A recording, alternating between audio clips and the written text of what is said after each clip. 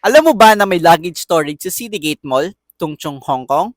Perfect ito para sa mga travelers na kagaya ko na gusto magliwaliw ng walang daladalang gamit.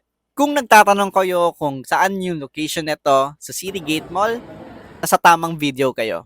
Well, ito, check nyo lang yung ipa-flash ko dito sa screen and matatagpuan nyo lamang sila sa ground floor and basement ng Citygate Mall. Usually, malapit ito sa mga parking areas and yung ground floor location nito ay malapit lamang sa Ngongping Cable Car and Tungchong Station, which is after nyo mag-drop off ng luggage, well, pwede na kayong dumiretsyong gumala sa Ngongping Village. Ito ay open from 8 a.m. to 11 p.m. At may mga charges nga lang siya per hours, pero pag-uusapan natin yan sa ibang video. Kaya i-follow nyo ako. This is a hassle-free para sa mga travelers. Kaya check nyo yung map dito sa screen na ito para ma-check nyo yung exact locations nila.